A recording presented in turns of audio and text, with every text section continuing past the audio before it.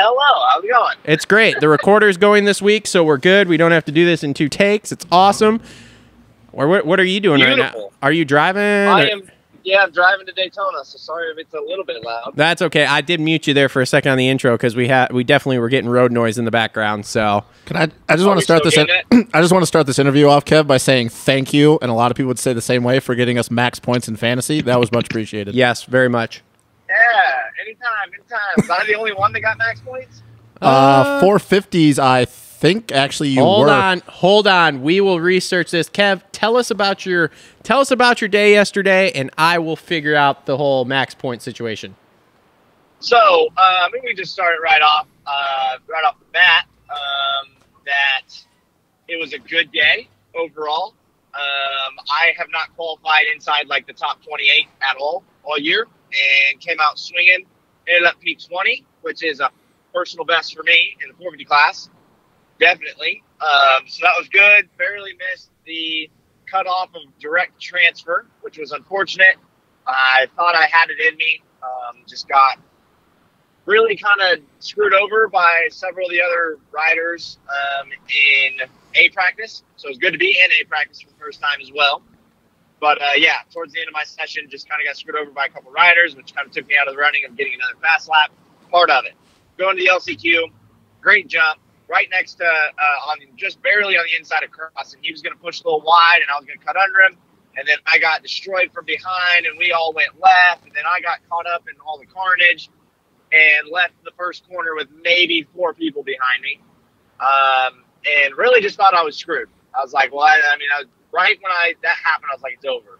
And then in the first rhythm, like that, right after that corner, I started going through that rhythm. I'm like, it sounds really dumb, but like, I was like, Kevin, like, you have to envision yourself being like a Dean Wilson or like a Ferrandis in an LCQ. I was like, you have to just envision that you can make this happen, and let's do it. And like, dude, like the second lap, I was already like somehow P6. And then when I went over the triple before the mechanics area, I didn't know I was P6, by the way. But then on the second lap, but after that lap, we're coming to the end of it. And before the mechanics area, go for the big triple. Go over the triple, and I'm looking out in front of me, and I'm like, holy crap, dude, I only have like 5-6 people in front of me. I was like, dude, I can get this. So, wild times.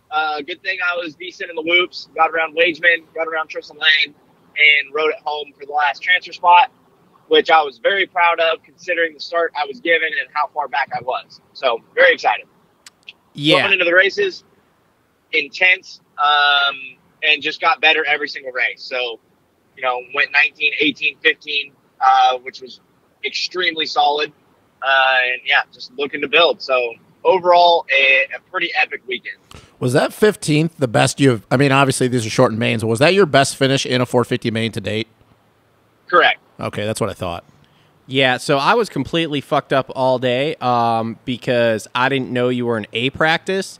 So I he was on press day too. Either until I went up for B practice and they said, "Hey, you're out there." Like, whoa, okay. Because literally, so the first set of practices, I don't remember what the hell I was doing, but I just like sat down and I got horizontal and the eyes were not staying open real well. So the first set of practices I kind of half watched, and then I got the second set of practices and I'm watching B practice going, where the fuck is Kev? And then I'm like texting Sater, I'm like, did something happen to Kev? Because I'm looking at like B practice times from before and you're not in there. And I'm like, what in the fuck is going on? And then finally he's like, no, he wasn't A group. And I'm like, oh. Look, bro, he's cool guy now. He's in press day. He's in A practice all the time now. That's just where he's at. It was a mess for me. Sater said it fucked him up all day too. Oh, God. Yeah, because he showed up coming up for B practice and he's like, I thought your bike was broken. Like, I was just kind of chilling up there. Yeah. He's like, I don't know what's going on. I was like, yeah, dude, I got moved to A. I didn't know either, so sorry about it. So he told me he had some travel issues this week or something. He blamed his issues on you. So did we have travel? Oh yes. Wow, way to blow Sater out, bro. I'm causing a rift here. Yes, this is exactly what I like doing. Let's cause some drama here. He said he had travel issues and it was your fault or something. So what did we have? I'm not throwing him under the bus. Homie does a lot for me. But in all reality, I gave him my card number we made a deal. I told him, you book what flight you want. That way you don't have a crappy flight. Because I tried getting him to. He has my card information. I tried getting him to book it like a week or so before then, and we just never did it. And so we're sitting in Minneapolis. We're like, we got to get you a flight for next week. They were expensive. I made him a deal. I was like, here's my card, or you have my card. Just book the flight that you want. That way you're not, getting up at 4 a.m. to fly here. He booked the flight, and then the flight that he booked, he never changed the return flight. Just remember that, and we'll get to that point, right? So I text him Thursday night. No, what is it? No, Wednesday night, because he flies out Thursday. I have him flying out Thursday just because, like, the sketchiness of travel. Like, I don't want him to have to fly out on Friday, get canceled, and he can't come. Yeah. So on Thursday, I'm texting him before I'm about to go to bed. I'm like, yo, just checking in with you. Like, everybody knows there's storms and ice going on in Texas. I was like, how's everything going? He's like, oh, I need to get a checked bag still. I was like, okay, sounds good. I was like, yo, I'm just checking in to make sure your flight's not canceled. I mean, people have been getting canceled all day. I just want to make sure. So I figured he was all good. And then he texted me back like 5 minutes later and sent me an email from 5 hours previous that his flight was canceled. He just never looked into it. So it had gotten canceled way before then. He just never paid attention to it. Never looked at his email. I don't know. Wasn't paying attention.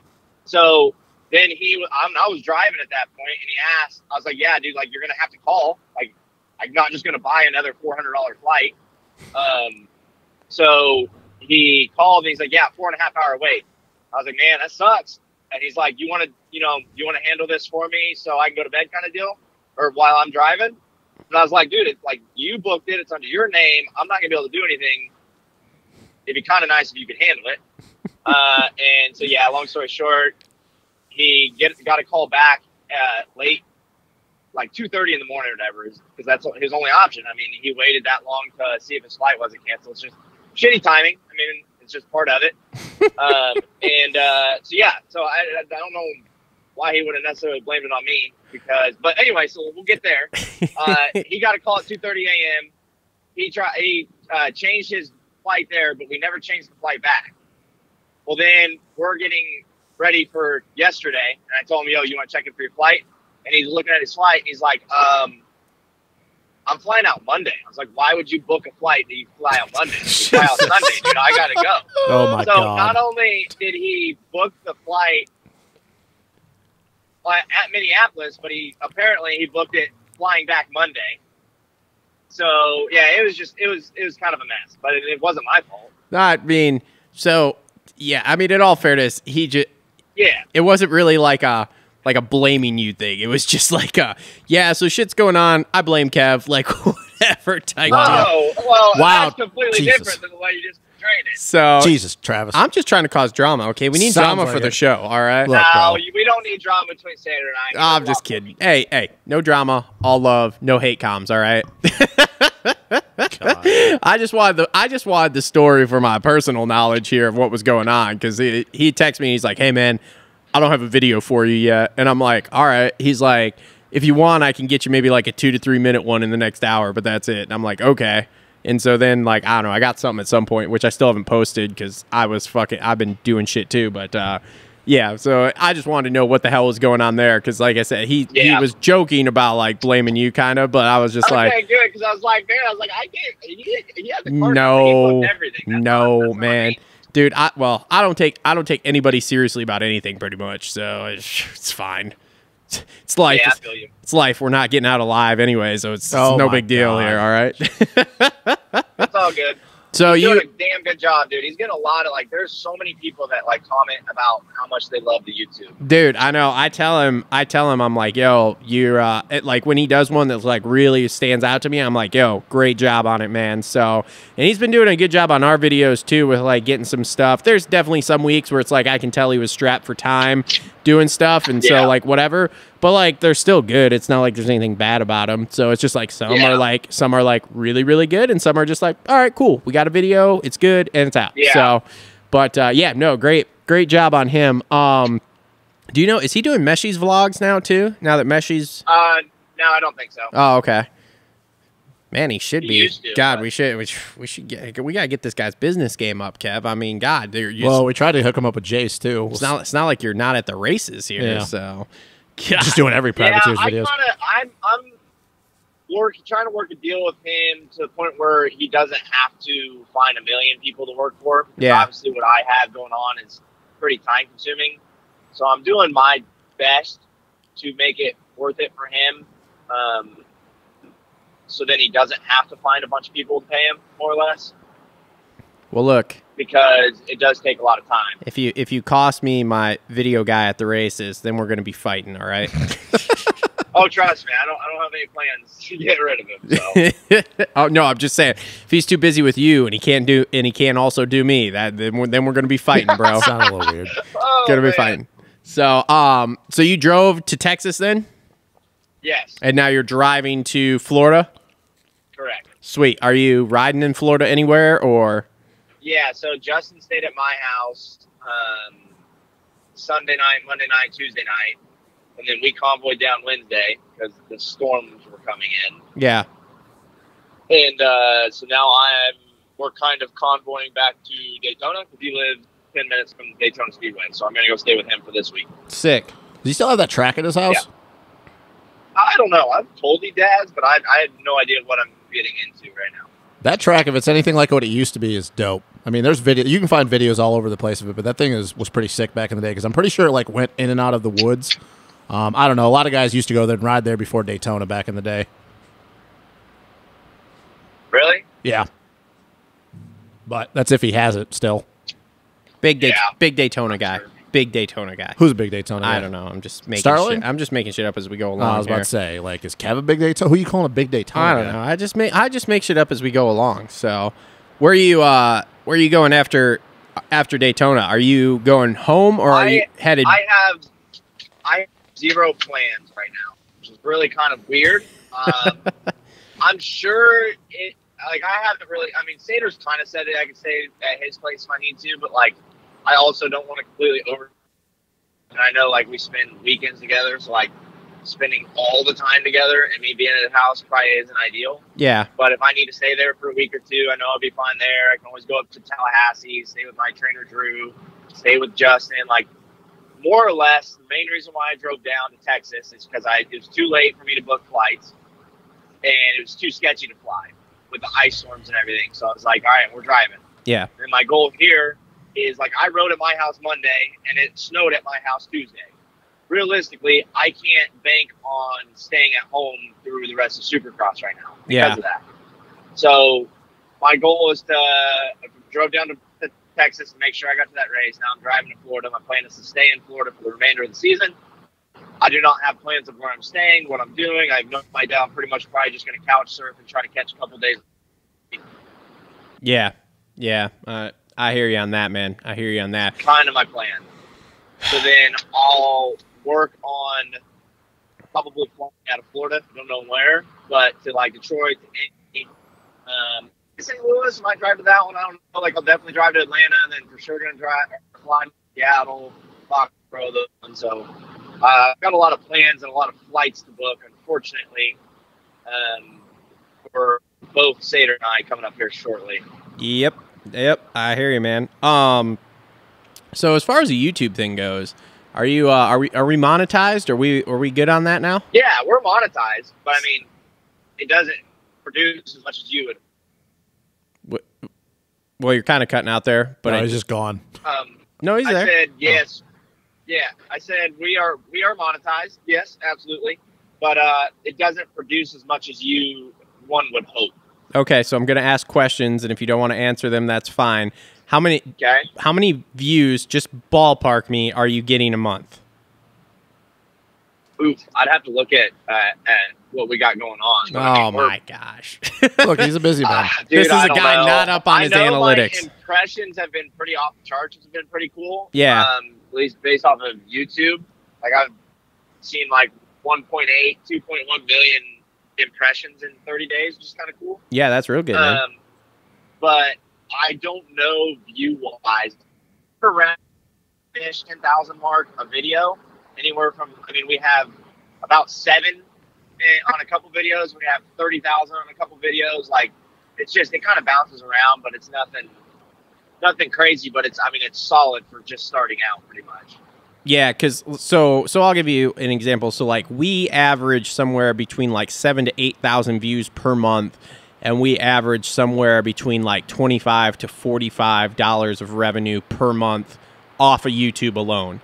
So I'm always curious. I'd have to say that's pretty simple. Like, I mean, if we're producing what, four videos a month right now, yeah, to an extent, and yeah, right around that. I mean, yeah, you're looking at maybe like $100, a couple $100 a month, maybe, kind of deal. Yeah, but yeah. it's hit or miss. Yeah, and but the thing is too is it'll grow. So like we have, like when you go back and look at your analytics here, and I think we've talked about this a little bit. Like when I go back and look at ours for the last say 28 days, because that's how they do it on the analytics chart on YouTube. Yeah. Then like my top 5 videos, other than when we're in season for stuff. Are all like old ass videos. Like, dude, the video I did of Larocco's Leap, of just guys jumping and crashing on Larocco's Leap last year. Dude, yeah. I don't know. It's got to be towards 50,000 views now, and it's fucking in the top 5, if not the top video every single month. And then there's like videos I made like 5 years ago that are like my other top 5 videos. Well, I think when we built your 250F, I think that's over 30. Yeah, that's way over 30 now. Yeah, so like your old videos will continue to produce, which is one of the cool things about YouTube is like as you build it, other than like what we're doing here with our news stuff, essentially, like that is just, it's good for a couple weeks and then it's gone. But like bike builds, the vlog stuff you're doing, like all that will continue to produce for years to come, and it'll be amazing to you how it grows. So, but like I said, I was just curious like where we were on the spectrum there, like with you. Like, A, I know last time we talked you weren't monetized, but I know you were just getting it going, and B, I just wondered like how far it had gone so far. So yeah. But hey, but it's cool. I'm glad it's working. So, are you doing TikTok? Yeah. Is that growing at all or doing anything for you, or? Dude, so what's funny is I don't understand TikTok at all. Me neither. No one really does. Pretty solid with the Reels game on Instagram. Yeah. But TikTok has kind of blown up a little bit for me lately, just because I have, so like, these are my last few videos, right? So we got 40K, 11, 23, 39, 18, 30, 3.6 million. On TikTok? Yeah, dude. Holy shit. Yeah, that kind of helped a lot. I'm not gonna lie. That one video popped off. So it's got 3.6 million. And then you keep going down and you got like 4,900. You got like 67. Like, I don't understand. Like, I have one out 100,000 on Instagram Reels. Yeah. On TikTok, it's got 6,300 views. Yeah, like, dude, it's very hit or miss. Dude, I don't understand it either. So, like, I have one for the coatings company. If you go on TikTok itself, it's like 100, anywhere from 100 to like, I think I've got a couple that maybe got like 1,500 or 2,000 views. Then I take those and I slap them on fucking Instagram. And Instagram, it's all over the place as well, but they're all different. It's like, oh, this one's got 500, this one's got 8,000, this one's got 2,000, this one's got 2,000. Like, some of the stuff I'm figuring out is like the music you use. That's big with TikTok. Yeah, so it's like if you use even like some of the popular shit that you hear on TikTok, you know, when you're scrolling and you keep hearing like the same sound, the same sound, the same sound. Like if you use that, it still doesn't pop off. Where like if you use like a big name song, so say for example like an Eminem song, well then when you put it on your Reels in Instagram, it puts you in a Instagram category with that producer, so like Eminem or whatever, and then it seems to pop more. But it's super weird, and it seems to me to be super random. But the growth stuff I keep hearing is like, get a TikTok, attach it to your Instagram, and just fucking bomb TikTok with video after video after video after video, and it's going to grow both of them tremendously. And I'm like, okay, cool. I'm doing it, but obviously I don't have the time to do it, and I know you're busy, so you can do it somewhat, and you do it a little bit better than me, but like I know you don't have the time to do 18 TikToks a day either. So Yeah. I mean, I mean, you don't want to post too much at the same time, but are you saying how do you attach the Instagram to TikTok or TikTok to Instagram? I think what I've heard is that you attach the Instagram to the TikTok. So there must be some way, and again, I don't know this because I'm not techie at all, to attach the Instagram to your TikTok to like link the two together. Kind of like, you know how if you post on Instagram, it posts on Facebook. When you post to TikTok, it posts to Reels, or the vice versa. Yeah, I think something like that. I don't know, dude. Like, we'd have to look into it, but I have no idea. So, you didn't answer my question. yeah, sorry, man. Like, I don't have a good answer to it because I don't know. Yeah, I'm just hearing this stuff and going, okay, cool. How the fuck do I do this? You know, because it's like right now, I'm sure you do the same thing. You go in, you make the TikTok, and then you have to go to Instagram and then repost it as a reel there or whatever. So like, but I don't really put the TikTok watermark. Like, I do it separate. Like, I do the same video, but I do them separate. Why? Because I've heard that if you post like a TikTok video, TikTok watermark on Instagram, it doesn't push it as much because it's not their app. I don't know. I've heard that, but hard to believe that. Yeah, dude, I don't know. I mean, that's what Stater says. I mean, Stater's pretty good at that stuff, so I'm yeah, take his word for it. Yeah, he is. I don't know. And like I said, I've heard that, but at the same time, it's like, man, dude, I don't know. I see a lot of reels with that watermark, and they're like big ass reels. So it's like, is it really a thing?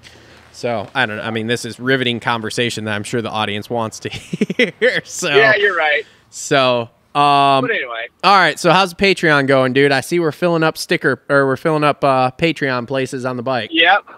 We're working on getting all the fork tiers filled, more or less.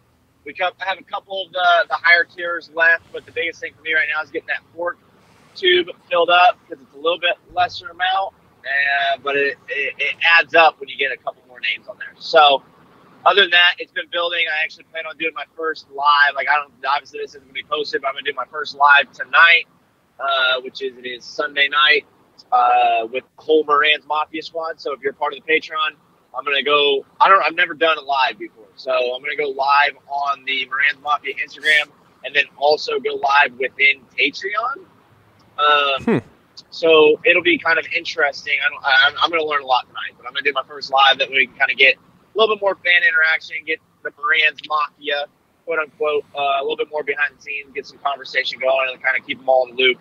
Give them the inside scoop on how yesterday went that, isn't available to everybody. That kind of gives a little bit more exclusive feel to the little program we got going that helps fund our racing. Sweet. Yeah, I don't know. I've only done one live. I did it with Max. He invited me to do it or something. I don't know. It was after we filmed. It was after we filmed the show on a Sunday, and then I was editing something, and then he's like, "Hey, come on!" I was like, "Okay, sweet," and I did that. I don't know. It was just weird. It was like me sitting at my computer talking. What's new? Exactly. What's new? So, Justin wants to know if his hat's in the mail. What? His hat was specifically delivered to the family. Shout out Jackson Hughes and Kristen Hughes. They ship all my stuff out. So I took the hat over there Wednesday on my way out of town to come to Texas. So I just have to get them names, shipping addresses. I have to get all that stuff together because I have to ship out all my Patreon giveaways that I haven't been able to ship out since round 3. So I got a lot of catching up to do. Well, he's over here crying like a little baby back. I just want to be rocking it for Detroit, Indy, St. Louis, man. I just want to make sure I have it on. Calm down. And I told him, Jesus Christ, he didn't answer the phone, so he doesn't fucking get one. Anyways, man, you got some good TV time on that. What was it, the third main? You were sitting there on the start because who were you next to? Were you next to Anderson? Yeah, that was some good TV Anderson time. And Barsha. Rule number 1, if your gate pick is worse than 15th, always just pick one right next to someone you know is going to be on TV, so you're on TV. Yeah, because in the second main, maybe? Yeah, the second main, I was in between Sexton and Mookie, I think. Yeah. Well, I mean, dude, there was a couple of those starts that, like, I saw you was it the third one or was it the second one? The first one, I rocketed it out of the very outside. Yes, because I saw, that was the one, because I saw you coming around the outside there, and I was like, ooh, these are going to be good pictures, because it's going to be like I think it was like Webb and Marv, and then like a couple other guys, and then you on the Over me, outside. yeah. Yeah. So I'm like, all right, sick. So Yeah, I have a couple good photos of that. yeah. So yeah, that's gonna be good. Hey, get me one of those photos to use for the thumbnail this week. I bet. Dude, we lost another GoPro. Again, Jesus. Dude, I don't like at this point. It could just be lost, but at this point, like after 3, and I know exactly where I crashed and where it probably should have broke off. Like somebody had to have just grabbed it and put it in their pocket. Well, it is Texas. Did okay, so we keep losing these. So was it mounted on the fender again? No, it was mounted on a metal mount. I'll have to send you a photo. It's right next to like. It's connected to my triple clamp. Yeah. Top triple clamp bolts hold the bracket in Okay, so let me ask this. on the right side. And it sticks up right in front of my front brake lever, like just on the left side of it. So And it's like pretty level with the top of the front number plate. So it sticks just right up in front of everything that it doesn't hinder me at all. okay, is it a piece that then a sticky mount mounts to, or does it actually have? It is a bolt-in deal, but it is a plastic, it's like little circular thing. So you screw it onto the screw, but the circular thing is like it's a little plastic mount that then obviously it's got the little prongs that the GoPro slides into, and you put the bolt through it. So that's what's plastic, and that's what broke, unfortunately, because everything else was metal. See, that sucks. I'm trying to think of how we could do this. I'm thinking like, well, I need to figure out. I'm gonna get behind the number plate mount. It's what we're gonna have to do. I really like that mount that I have, and it looks really good. But if you crash, it doesn't work. But if you crash, the fucking GoPro falls off. Yeah, because I ate it in the second main. I wrecked hard. Did you? Where'd you crash at? in the whoops right before the finish line. I ended up over the bars, bike on top of me on the concrete. Ow. Left side? Yeah. Have you? Did you get a chance to watch any of the race last night? I bet he didn't. Probably not. But I went back and watched the LTQ. Oh, okay. Did you happen? Were you up there for the third 250 race? No, but I heard about it and saw the videos. Yeah. So, what are your thoughts on that Jet and Forkner thing? Well, I don't know, man. I mean, Forkner messed it up in the whoops. Jet went around the outside. Obviously, Jet kind of caught the tough block. I feel bad for Austin. Definitely cross-jumped the absolute crap out of Austin. It's not Austin's fault, but at the same time, it was just a mistake from Jet. It's not like he did that on purpose. Yeah. I feel so bad for Austin at this point. It's a really unfortunate situation. I don't have any updates on Austin. I'd like to know, but he was not happy walking to the medic rig. He was yelling. Yeah, he was yelling on. Yeah. Like you could tell on TV. He was pissed. Yeah, I feel bad for him, man. The kid just. I don't know. This looks like this year was going to be different. He's been riding good. Obviously title contention, and that one wasn't him. The first 2 years, he did it to himself. Yeah, no, it wasn't him. It was race. That's just mad unfortunate. And like, I don't know if y'all saw like the slowed down version, but Austin definitely got the short end of the stick because Austin came from out of the air straight to shit whip. Jet at least landed and had his suspension soak it up a little bit, then got tossed off. I just feel bad for Austin at this point, even taking the title conversation out of it and just being able to stay healthy. You know, this is gonna be 3 straight. It's gonna be 3 straight years that he's gonna be hurt.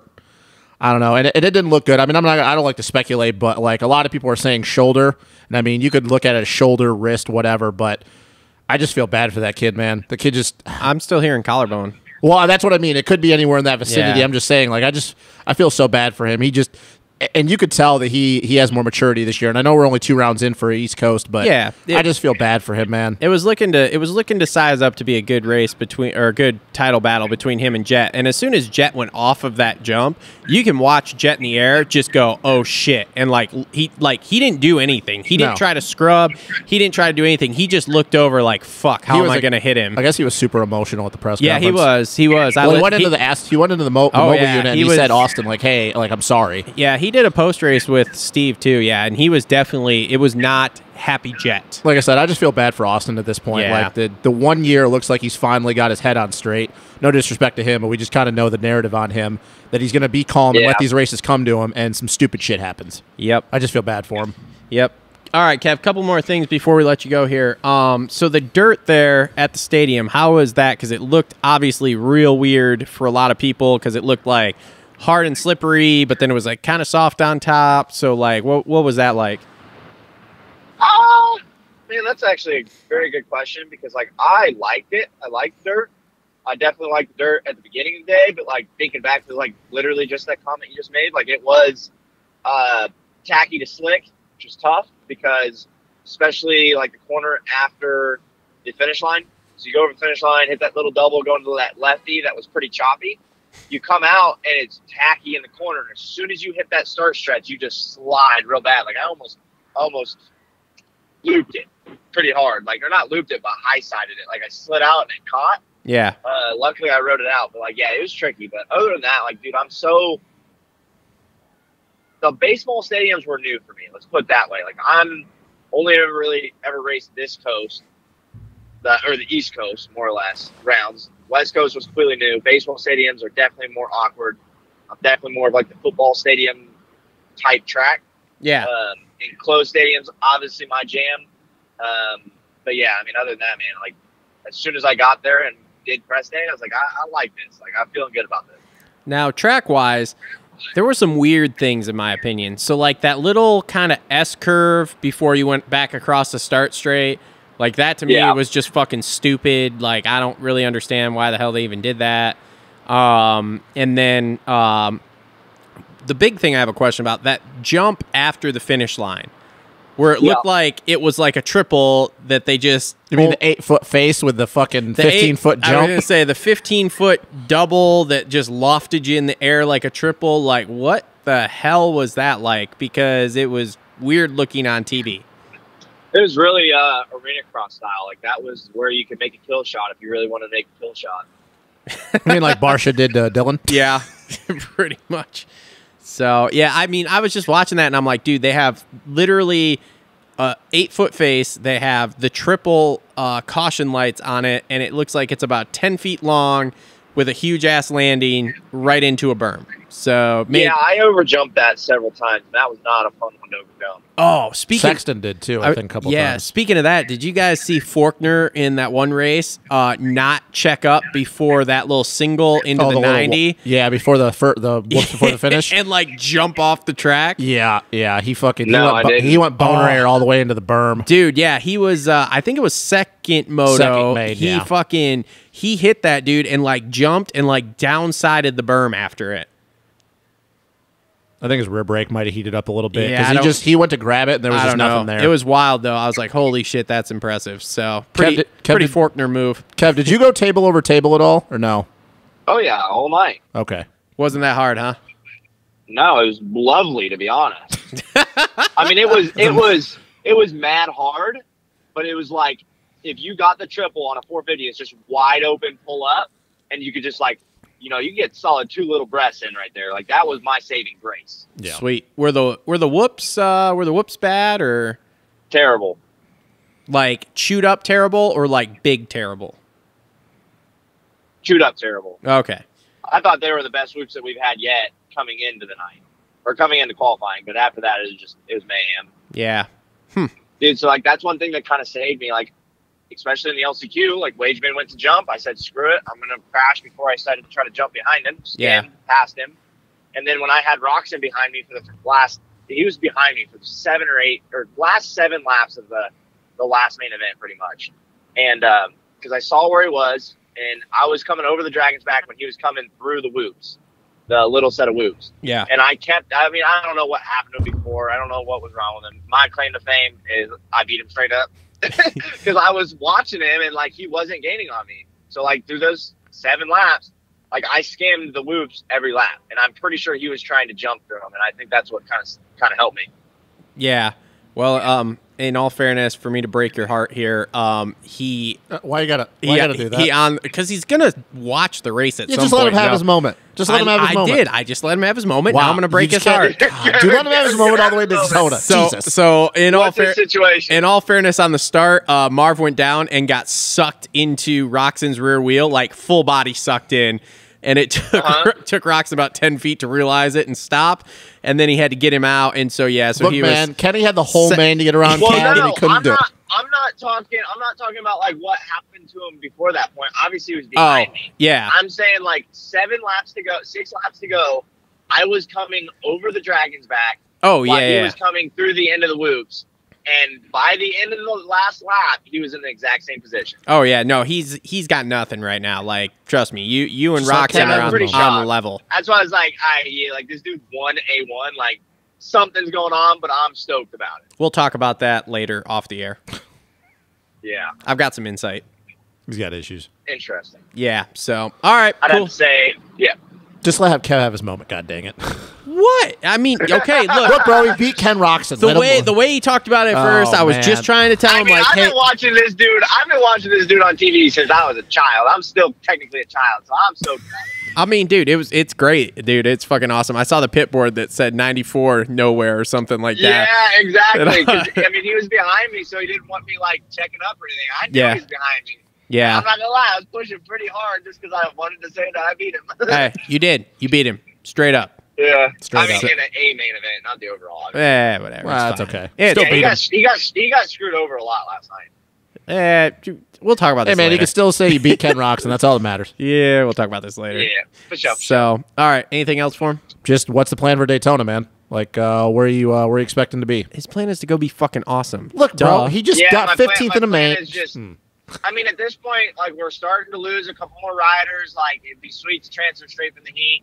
But, I mean, I'm pretty confident with my skills that, no matter what, we'll be able to make it happen in the LCQ as long as we don't get an absolute, as long as we don't get a start like we got this weekend, we'll be good. Hey, look, you're on the come up, okay?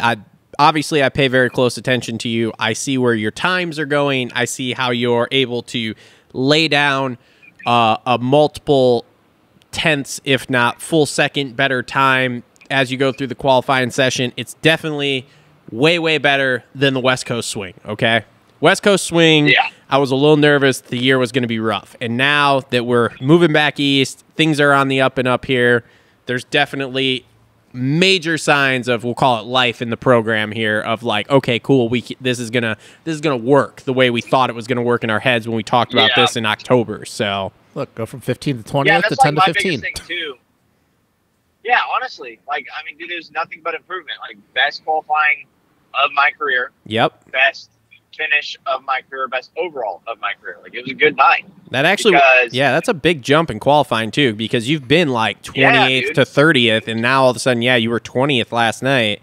And I actually thought like, oh, maybe he's gonna get that last couple tenths and get in there, and then I mean, obviously, look, now he's gonna go qualify top 15, dude. Well, hopefully. What did you say? I said now you're gonna go qualify top 15. Yeah, I mean, dude, you just gotta make realistic, small goals that you can achieve. Dude. Like, we're not gonna say we're gonna qualify P5. Like, you gotta be realistic, but here's what at the same time, like, it's cool to see the progress. Here's what we need to do. We need to get you and Chiz hanging out, because like Chiz is just fucking incredible. At Daytona, he's incredible at Daytona Starling and I were talking about that. Like, it just pisses you off because you have to respect it so much. I know, like how just good he is. Dude, you need to just go up to that guy and just be like, look, I just want to train underneath you. I want to be like you. Here's the thing, and he will talk to you forever about it too. He will too. It's awesome. I followed him for quite a while in that last main event. Yeah. He's impressive. Yeah. So. But I mean, he's just got, I mean, once you have it, you don't lose it.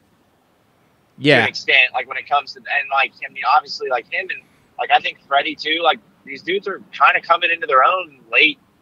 Like, it's not like they're getting worse. Like, they're almost getting better. So like, it's still good, but like, yeah, dude, like once you have the consistency and whatnot, like, I don't know why I think of like Braden when I think of this, but like, homie could go make anything he wants for the next 5 years.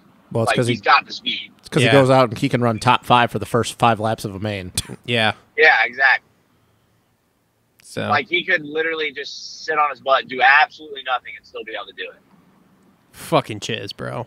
I love Chiz. Fucking great. So, well, all right, man. Chiz. Enjoy. How many more hours you got till you get to Florida? I don't know. I think we got like 6 tomorrow. And I've got like an hour left tonight. Oh, okay. Well, check the I gotta weather. It's going pull to be over and 80s get all ready week. for this live. Sick. It's going to be 80s all week down there, so Sick. that's nice. Yeah. So, all right, man. Well, have a safe trip to Florida. I'll Good luck, talk buddy. to you this week, man. And good luck in Daytona. Alrighty. I appreciate it. Go check out that MoransMafia.com. Join in Do on Patreon. Do it. Bingo. Bingo. All right. Thanks, buddy. See you, bud. Later.